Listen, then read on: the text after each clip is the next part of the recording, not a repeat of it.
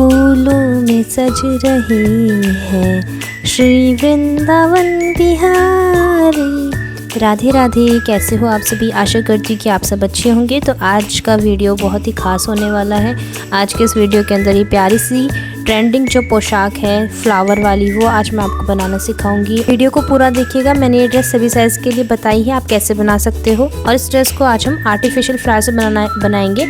आप चाहो तो जो हमारे रियल फ्लावर्स होते हैं उनका भी यूज़ कर सकते हो, बट ड्रेस परमानेंट हम रखेंगे तो हम यहाँ पर आर्टिफिशियल फ्लावर्स का यूज़ करेंगे। और इसके मैचिंग की जो पगड़ी है, इसका जो वीडियो है मैंने ऑलरेडी मेरे चैनल पर अपलोड कर दिया है, आप जाकर उसको चेक कर सकते हैं। और मैं उसका लिंक आपको डिस्क्रिप्शन बॉक्स में भी प्रोवाइड करवा दूँगी। चलिए ड्रेस बनाना स्टार्ट करते हैं। सबसे पहले मैंने यहाँ पर फ्यूजिंग पेपर लिया है 9 इंच चौड़ाई और 9 इंच लंबाई। उसके एक साइड में ये ग्लू होता है और एक साइड से प्लेन होता है। तो जिस साइड में शाइन होती है, ग्लू होती है, उस साइड में मैंने नॉर्मल जो अस्तर वाला फैब्रिक होता है वो यहाँ पर लगाया है।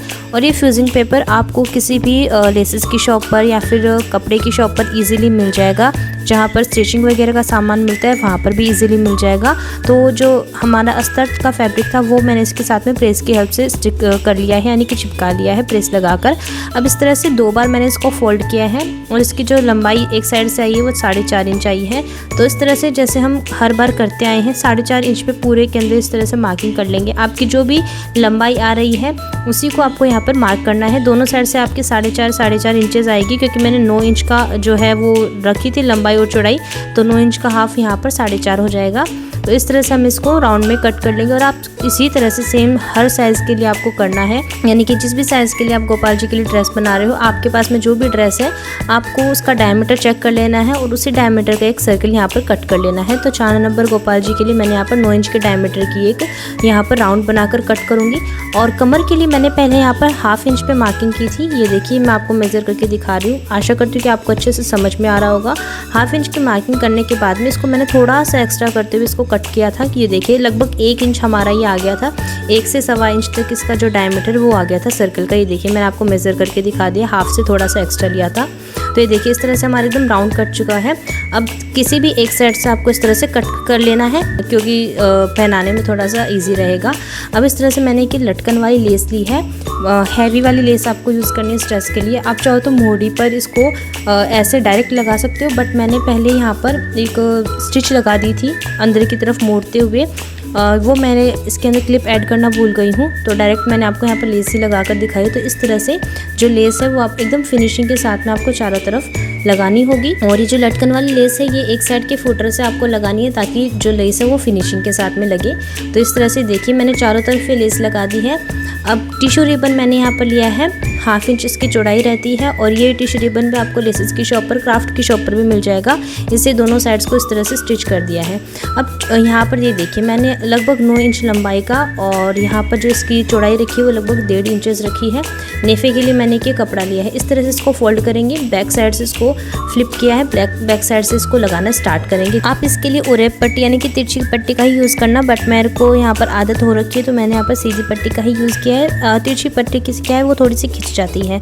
अब फ्रंट की साइड में इसको फोल्ड करके फ्रंट की साइड में लेके आए हैं। और देखिए जिस तरह मैंने आपको वीडियो में दिखाया, पहले चौड़ाई की तरफ से फोल्ड किया, फिर लंबाई की तरफ से डोरी इंसर्ट करते हुए हमें फोल्ड करना है। और डोरी के ऊपर आपको स्टिचिंग नहीं करनी है, इस बात का आपको ध्यान रखना है। तो देखिए इस तरह से हमारा जो ये बेस है वो बनकर एकदम रेडी हो जाएगा। ये देखिए इस तरह से हम इसको स्टिच कर देंगे यहाँ पर। तो अब चोली हम बना लेते हैं। चोली के लिए लगभग 3 से 3.25 इंच चौड़ाई और 6.5 इंच लंबाई का मैंने सेम वही अस्तर वाला फैब्रिक लिया है। इसको दोनों साइड से थोड़ा थोड़ा फोल्ड करेंगे और बीच में से एक बार फिर से हम इस तरह से फोल्ड करके स्टिच लगा देंगे।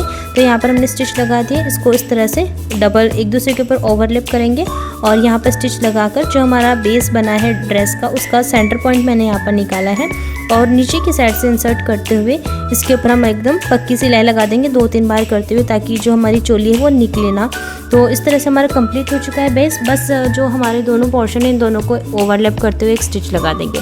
तो सेम तरीके से आपको बेस बनाना है सभी साइज़ के अंदर, 0, 1, 2, 3, 4, 5, 6, 7, 8, 9, 10 जितने भी साइज़ के आपको गोपाल जी की ड्रेस चाहिए उसी साइज़ का इस तरह से आपको बेस बना लेना है। और जो मैंने लेस लगाई है कॉर्नर पे, ये लगाना एकदम ऑप्शनल है। सो जैसा कि मैंने आपको स्टार्टिंग में बताया था कि मैं आपको सभी साइज़ के लिए बताऊंगी कि आपको सभी साइज़ में ये ड्रेस कैसे बनानी है। तो बहुत ही इजी तरीका है, जैसा कि मैंने आपको अभी बता दिया है।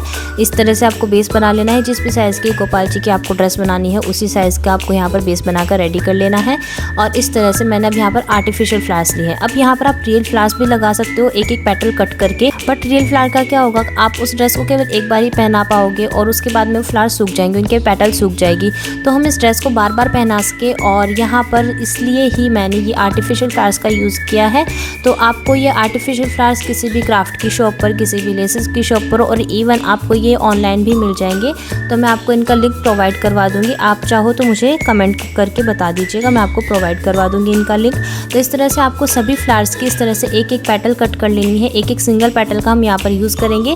तो जैसे कि मैंने आपको दिखाया, पहले आपको फ्लावर को खोलना है, उसके बाद में एक एक पेटल यहाँ पर कट करनी है। तो इसी तरह से मैं सारे फ्लावर्स की इस तरह से पेटल्स कट कर लेती हूँ। सारी पेटल्स यहाँ पर कट चुकी है। अब इनको हमें यह जो हमारा बेस बनाकर रेडी किया था इसके ऊपर स्टिक करना है। तो यहाँ पर मैंने B7000 ग्लू का यूज़ किया है। ये ग्लू भी मैंने ऑनलाइन ही परचेज़ किया था, मैं इसका भी लिंक आपको प्रोवाइड करवा दूँगी। अगर आपको नीड है, आपको चाहिए, तो आप मुझे कमेंट बॉक्स में कमेंट कर सकते हो।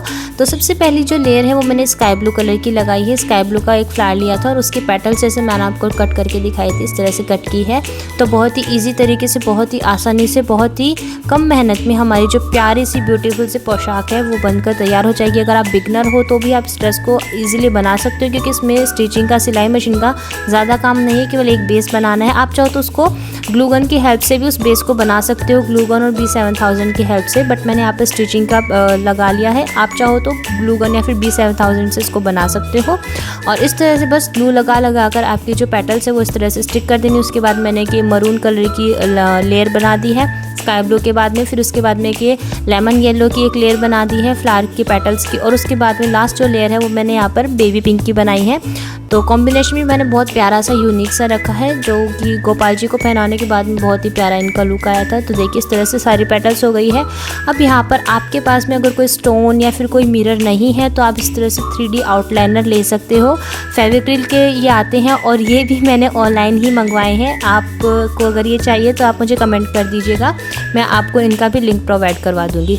तो जो हमारी जो पेटल्स है वो एकदम प्लेन दिख रही है। मैं आपको दोनों ही तरीके दिखाऊंगी, आप किस तरह से आपकी इन पेटल्स को डेकोरेट कर सकते हो। आप चाहो तो ऐसे सिंपल भी रख सकते हो और इस तरह से इनको डेकोरेट भी कर सकते हो। इस तरह से देखिए, जैसा हमारा मिरर होता है या फिर कोई स्टोन होता है उस तरह से एकदम राउंड करते हुए हमें ये 3D आउटलाइनर यहाँ पर लगा देना है। ये 3D आउटलाइनर भी दो तरीके के आते हैं, एक तो ग्लिटर और एक प्लेन। तो मैंने यहाँ पर ग्लिटर का यूज़ किया है ताकि इनमें से चमक निकले, यानी कि जब ये सूखे थे उसके बाद में बहुत अच्छा इनका लुक आया था।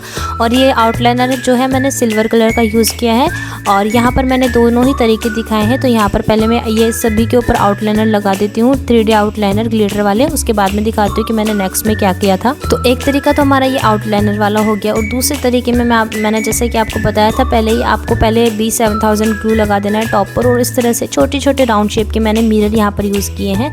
तो आप देख सकते हो फर्स्ट वाली जो लेयर है हमारी एकदम लास्ट वाली, उसके अंदर मैंने ग्लिटर आउटलाइनर लिए हैं और सभी के अंदर, बाकी के अंदर मैंने यहाँ पर मिरर लगा दिए हैं। तो इसी तरह से हमारी जो ड्रेस है वो बनकर एकदम कंप्लीट हो चुकी है। इसीलिए कि आपको ये ड्रेस मुझे आप कमेंट बॉक्स में कमेंट करके ज़रूर बताइएगा। तो मिलती हूँ आपसे नेक्स्ट वीडियो में ऐसी ही एक इंटरेस्टिंग ड्रेस और ब्यूटीफुल सी पगड़ी के साथ में। तब तक के लिए हरे कृष्णा, राधे राधे।